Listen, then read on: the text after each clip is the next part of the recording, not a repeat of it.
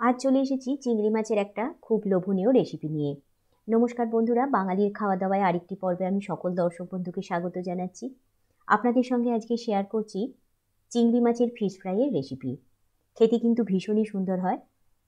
সন্ধেবেলার জলখাবারে এইরকম fish fry থাকলে বাড়ির সকলেই কিন্তু খুশি হয়ে যাবে। আর এগুলো আপনারা বানিয়ে স্টোর করেও রাখতে পারবেন 1 সপ্তাহ থেকে 10 দিন অবধি। সেটাও আমি এই ভিডিওতে দেখাবো কী করে আপনারা স্টোর করে রাখবেন। তাহলে চলুন আর দেরি না করে বাড়িতে খুব সহজে এরকম চিংড়ি মাছের ফিশ ফ্রাই কী করে বানিয়ে নেবেন সেটাই দেখে নিন।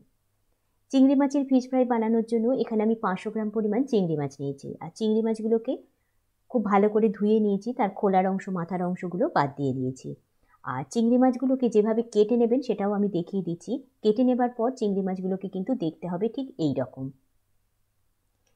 রকম শেপ আসবে চিংড়ি মাছগুলোকে কেটে নেবার পর, যেভাবে আমি তৈরি করে নিচ্ছি।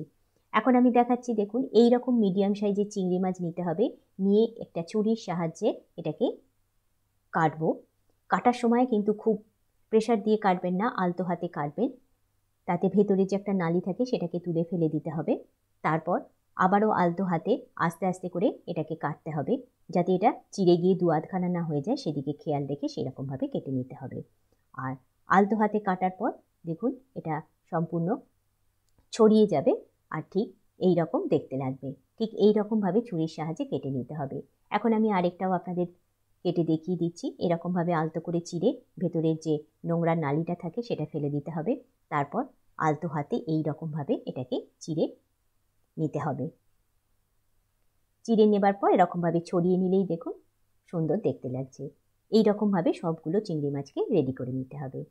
এবার চিংড়ি মাছগুলোকে আমি কিছু মশলা মাখিয়ে রেডি করে নেবো। সেই জন্য নিয়েছি এখানে 1 চামচ মতো নুন, সেটা দিয়ে দিলাম। নিয়েছি একটা বড় সাইজের পাতিলেবুর অর্ধাংশ আমি এখানে রস করে নিয়েছি, সেটাও দিয়ে দিলাম। দিয়ে দিচ্ছি 1 টেবিল চামচ আদা রসুন বাটা। দিয়ে দিচ্ছি এবার 1 চামচ মতো গোলমরিচ গুঁড়ো। এবার দিয়ে দিচ্ছি পেঁয়াজ, কাঁচা লঙ্কা আর ধনেপাতার একটা পেস্ট। এখানে একটা মিডিয়াম সাইজের পেঁয়াজ, 6-7টা কাঁচা লঙ্কা আর 1 মুঠো মতো ধনেপাতা বেটে নিয়েছি, সেটাই এখন ভালো করে সব মাখিয়ে দিচ্ছি। মশলা এইভাবে হাতের সাহায্যে খুব ভালো করে চিংড়ি মাছের গায়ে লাগিয়ে দিতে হবে। তারপর এটা 15 থেকে 30 মিনিট মতো আপনারা রেস্টে রেখে দেবেন। খুব ভালো করে মশলা মাখিয়ে নিয়েছি আর এদিকে 30 মিনিট পর ফেরত এসেছি। মশলা খুব ভালোভাবে চিংড়ি মাছের সঙ্গে কোট হয়ে গেছে।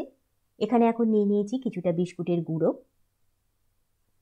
নিয়েছি কিছুটা ময়দা আর নিয়েছি এখানে একটা ডিম। এখন আমি একটা ডিমই দেখাচ্ছি, কিন্তু আমার পুরো সবগুলো বানিয়ে নিতে কিন্তু মোট 4টে ডিম লেগেছে। এবার ডিম, ময়দা আর বিস্কুটে অল্প অল্প নুন আর গোলমরিচ দিয়ে ভালো করে মিশিয়ে নিচ্ছি, যাতে এই কোটিংগুলো দেবার পর চিংড়ি মাছের মধ্যে নুন ঝালের টেস্টটা যাতে ঠিকঠাক থাকে। এবার ডিমের মধ্যে দিয়েও ডিমটা ভালো করে গুলিয়ে নিলাম। এবার একটা করে মশলা মাখানো চিংড়ি মাছ তুলে প্রথমে ময়দার গুঁড়োয় আমরা কোট করে নেব।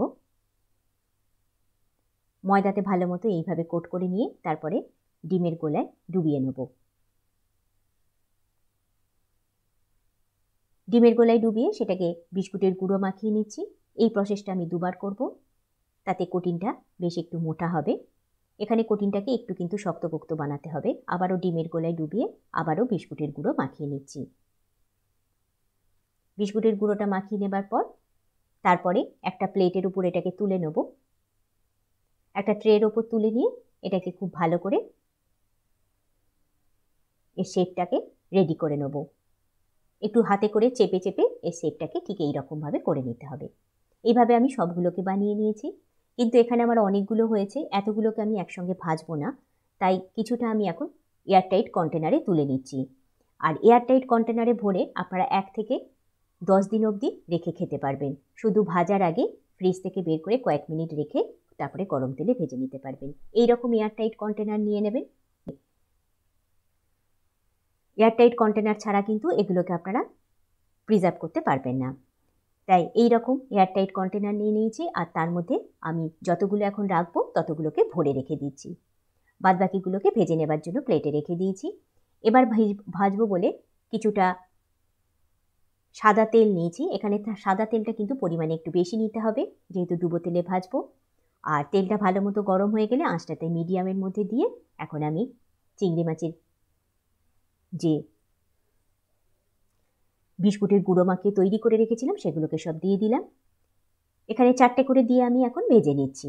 এবার একটা পিঠে লাল কালার ধরলে অন্য পিঠটা উল্টে দেবো, উল্টে দিয়ে আবারও অন্য পিঠটা লাল করে ভেজে নেব। চিংড়ি মাছ ভাজতে কিন্তু বেশি সময় লাগবে না, 2 থেকে 3 মিনিটের মধ্যেই কিন্তু এক একটা ব্যাচ রেডি হয়ে যাবে। দু পিঠে কালার ধরলেই এগুলোকে তুলে নিতে হবে। এখন দেখুন আমাদের দু পিঠেই সুন্দর কালার ধরে গেছে। এবার একটা এরকম ঝাঁঝরি হাতা নিয়ে নিয়েছি। এই ঝাঁঝরি হাতাটাকে ভালো করে তুলে নিয়ে এবার একটা কিচেন টাওয়েল পেপারের উপর রেখে দেবো, তাতে এর মধ্যে যে এক্সেস তেলটা রয়েছে সেটা কিন্তু একদমই ঝরে যাবে। দেখুন এইভাবে তুলে নিচ্ছি, আর বাকি আরেকটা ব্যাচও বসিয়ে দিচ্ছি ভাজার জন্য। আমি দুটো ব্যাচ ভাজা হবার পর দেখাচ্ছি এখন। দেখুন এখানে আমাদের চিংড়ি মাছটা কতটা সুন্দর ভাজা হয়েছে, একদম ভেতরটাও কতটা সুন্দর দেখতে লাগছে। আমাদের চিংড়ি মাছের ফিশ ফ্রাই কিন্তু খুবই সুন্দর হয়েছে। এখন আমি গরম গরম সার্ভ করে দিয়েছি সমস্ত চিংড়ি মাছগুলো ভেজে নেবার পর। টমেটো কেচাপ এখানে দিয়ে দিয়েছি কিছুটা পরিমাণ। দারুণ লাগবে খেতে সন্ধেবেলার জলখাবারটা যখন আপনারা এমনি করে খাবেন। তাহলে বন্ধুরা আজ আমার রেসিপি আপনাদের কেমন লাগলো জানাতে ভুলবেন না। ভালো লাগলে লাইক এবং শেয়ার করার অনুরোধ রাখছি। আর ভিডিওটা ইউটিউব থেকে দেখলে অবশ্যই চ্যানেলটিকে সাবস্ক্রাইব করে পাশে থাকা বেল আইকনটা প্রেস করে রাখবেন। আর ফেসবুক থেকে দেখলে অবশ্যই পেজটিতে একটা লাইক দিয়ে ফলো করে নেবেন। আজ তাহলে বিদায় নিচ্ছি, আবার দেখা হবে বাঙালির খাওয়া দাওয়ায় নতুন কোনো রেসিপির সাথে। সকলে সুস্থ থাকুন, ভালো থাকুন, বাই।